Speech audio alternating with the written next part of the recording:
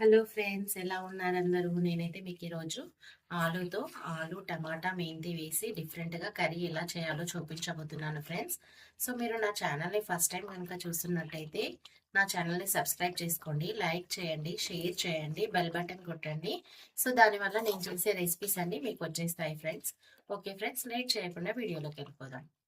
ఇక్కడ ఆలు టమాటా కోసం నేను ఒక 3 ఆలుగడ్డలు, టమాటాలు, 2 మీడియం సైజు ఉల్లిపాయలు, ఒక 4-5 పచ్చిమిర్చి, కొద్దిగా మెంతికూర, కొద్దిగా కరివేపాకు, కొద్దిగా కొత్తిమీర, కొద్దిగా పుదీనా తీసుకుంటున్నాను. కొద్దిగా ఎండు కొబ్బరి పౌడరు, ఇది ఆల్రెడీ నేను డ్రై రోస్ట్ చేసుకున్నాను. దీన్ని ఇప్పుడు మిక్సీ పట్టేసుకోవాలి. డ్రై రోస్ట్ చేసి మిక్సీ పట్టుకుంటే పౌడర్ ఇలా వస్తుంది. దానివల్ల టేస్ట్ కూడా బాగుంటుంది.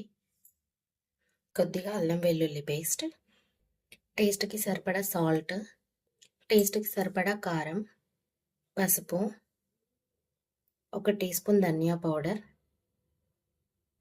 చిటికెడు గరం మసాలా పౌడర్, కొద్దిగా కసూరి మేతి. ఇది ఫ్లేవర్ నచ్చే వాళ్ళైతే వేసుకోండి, ఫ్లేవర్ నచ్చని వాళ్ళు స్కిప్ చేసుకోవచ్చు. ఫస్ట్ స్టవ్ పైన ఒక కుక్కర్ పెట్టుకొని కొన్ని వాటర్ యాడ్ చేసుకొని ఇందులో ఆలుని 2 పీసెస్ చేసి ఉడికించుకుందాం. ఇలా 2 పీసెస్ చేసి ఇవి ఇందులో వేసేసి 3 విజిల్స్ వచ్చే వరకు ఉడికించుకుందాం. ఓన్లీ 3 విజిల్స్ రావాలి, ఎక్కువ వస్తే మెత్తగా అయిపోతాయి. ఇంకా కుక్కర్కి మూత పెట్టేసుకొని స్టవ్ ఆన్ చేసేసుకొని 3 విజిల్స్ వచ్చే వరకు పెట్టేసుకుందాం మనం. ఇంకా ఆ ఆలుగడ్డలు ఉడికే వరకు మనం ఈ కూరగాయలన్నీ కట్ చేసేసుకుందాం, ఈ వెజిటేబుల్స్. చూడండి, ఇప్పుడు ఆలు టోటల్గా ఉడికిపోయింది, విజిల్ చల్లారిపోయింది. ఇక్కడ నేను తీసేసుకున్నాను. ఇలా అంటే కట్ అవుతుంది కదా. ఇప్పుడు వీటికి మొత్తం ఉన్న పొట్టు తీసేసుకుందాము. ఈ ఆలూస్ అన్ని కుక్కర్లో నుండి తీసేసుకొని వీటికి పొట్టు తీసేసుకుందాం. ఇప్పుడు ఇలా ఒక్కొక్క ఆలుకి ఇలా టోటల్గా పొట్టు తీసేసుకుందాం. ఇలా ఇలా వెళ్ళిపోతుంది, ఈజీగా వెళ్ళిపోతుంది. బాగా ఉడికిపోయినాయి కాబట్టి ఈజీగానే వెళ్ళిపోతుంది. మీరు కూడా ఇలానే ట్రై చేయండి ఫ్రెండ్స్. ఒకసారి ఎలా వచ్చిందో కామెంట్ చేయండి. అన్ని ఆలుగడ్డలు ఇలానే తీసేసుకోవాలి. ఇలా ఇదిగోండి, ఎంత ఈజీగా వెళ్ళిపోతుందో చూడండి. ఇదిగోండి. ఇంకా ఇప్పుడు ఈ ఆలు అన్నిటిని టోటల్గా ఇలా కట్ చేసేసుకుందాం.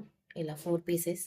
ఇంకా మీడియం సైజ్ ఉండాలి, మీరు వీలుని దగ్గరగా చూసి కట్ చేసుకోండి. ఇలా ఈ సైజులో ఉండాలి ఆలు అనేది. బాగా చిన్నగా ఉంటే మొత్తం స్మాష్ అయిపోతుంది కర్రీలో.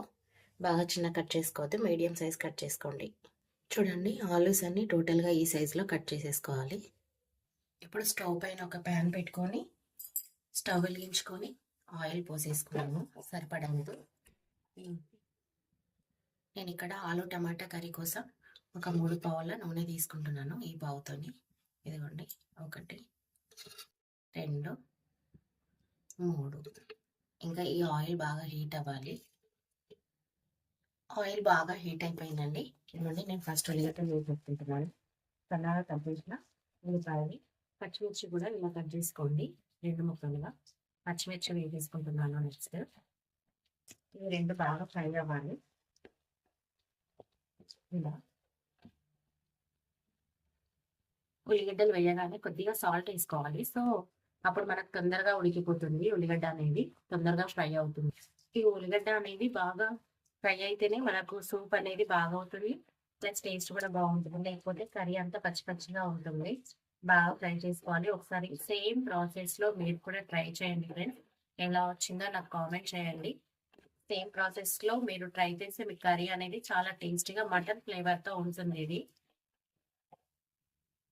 ఈ కర్రీ చపాతీ, పూరి, బగారా రైస్, జీరా రైస్ దేంట్లోకైనా చాలా బాగుంటుందండి. మనం ఫంక్షన్స్ అప్పుడు చేసుకున్న ఈ కర్రీ మంచిగా ఎదుగుతుంది, టేస్ట్ వస్తుంది. ఇప్పుడు ఆనియన్స్ ఫ్రై అయిపోయాయి కదా. ఇంకా మెంతికూర వేసేసుకుందాం. మెంతికూర కూడా బాగా ఫ్రై కావాలి. అందులో ఇది కొద్దిగా ఫ్రై అయిన తర్వాత పుదీనా కొత్తిమీర కూడా వేసేసుకుందాం. ఇప్పుడు నేను కొత్తిమీర, కరివేపాకు, పుదీనా కూడా వేసేసుకుంటున్నాను. ఇవన్నీ ఈవెన్గా ఫ్రై అయిపోతాయి ఇంకా ఆయిల్లో. ఇదివన్నీ ఇలా ఫ్రై చేసుకోవాలి. లో ఫ్లేమ్లో పెట్టి ఫ్రై చేసుకోవాలండి. తొందరగా కావాలని మనకి హై ఫ్లేమ్ పెట్టేస్తే అది మాడిపోయినట్టుగా ఉంటుంది, అంత టేస్ట్గా రాదు. ఫ్రెండ్స్ మీరు నా ఛానల్ ఫస్ట్ టైం చూస్తున్నట్టయితే లైక్ చేయండి, షేర్ చేయండి, కామెంట్ చేయండి, సబ్స్క్రైబ్ చేసుకోండి ఫ్రెండ్స్. దానివల్ల నేను చేసే రెసిపీస్ అన్నీ మీకు వచ్చేస్తుంటాయి. ఇప్పుడు ఇవన్నీ ఫ్రై అయిపోయి కదండి. ఇప్పుడు పసుపు వేసేసుకుంటున్నాను. ఈ స్మాల్ టీ స్పూన్తో 1 టీ స్పూన్. నెక్స్ట్ అల్లం వెల్లుల్లి పేస్ట్ వేసి ఇది ఇలా ఫ్రై చేసుకున్న తర్వాత అల్లం వెల్లుల్లి పేస్ట్ వేసేసుకోవాలి. ఇదిగోండి కొద్దిగా అల్లం వెల్లుల్లి వేస్తున్నాను. ఈ అల్లం వెల్లుల్లి కూడా పచ్చివాసన పోయే వరకు ఫ్రై కావాలి ఇందులోనే. ఇప్పుడు ఇంకా ఇవన్నీ ఫ్రై అయిపోయాయి కదా, టమాటాలు వేసేసుకొని కొద్దిగా సాల్ట్ వేసుకొని మూత పెట్టేస్తున్నాం. దానివల్ల టమాటాలు తొందరగా కుక్ అవుతాయండి. ఈ సాల్ట్ వేసేసుకుంటున్నాను నేను. దీన్ని బాగా కలిసేలాగా సాల్ట్ కలిపేసుకొని ఒక మూత పెట్టేసుకుందాం రూమ్ పైన. దానివల్ల టమాటా తొందరగా కుక్ అవుతుంది. ఇది టమాటా మొత్తం జ్యూసీ కావాలండి, మొత్తం కుక్ అయిపోయి. కొద్దిగా మెత్తగా ఉన్న టమాటాలు తీసుకున్నా ఏం కాదు, రెడ్డిష్గా కొంచెం లైట్గా మెత్తగా ఉన్న టమాటాలు తీసుకుంటే ఇంకా తొందరగా మగ్గిపోతుంది. ఇది ఒకటి మూత పెట్టేసుకుంటాను. ఇలా మధ్య మధ్యలో తీసి మూత తీసి కలిపేసుకుంటూ ఉండాలి, లేకపోతే మాడిపోతుందండి, కిందికి మొత్తం అడగంటేస్తుంది. చూడండి టమాటా అనేది బాయిల్ అవుతుంది.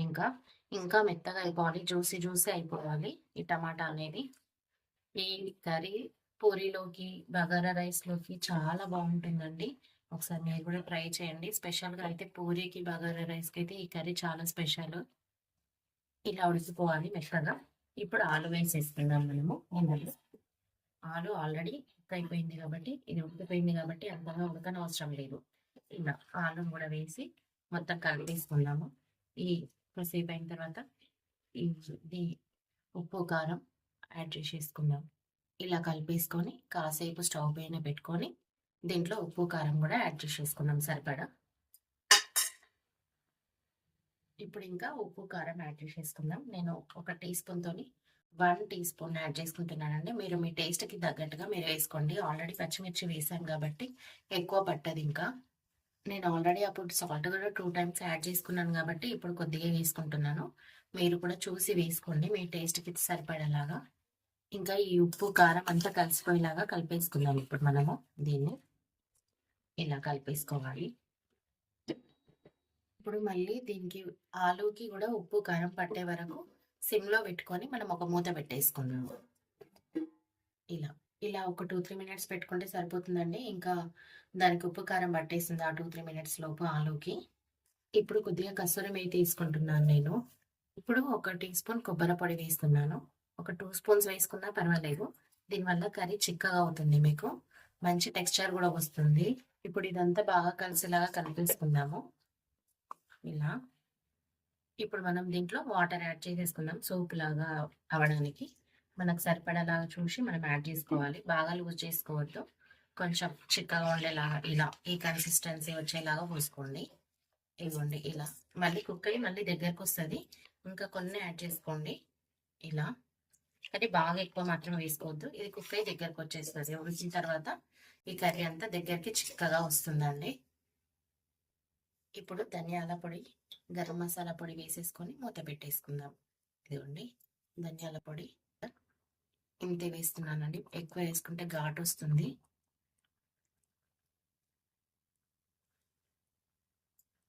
కూడా వేస్తున్నాను, చిటికెడ వేసుకుందాము. ఎక్కువ వేస్తే ఘాటు వస్తుంది గరం మసాలా. కర్రీ కూడా కుక్ అవ్వడం స్టార్ట్ అయిందండి.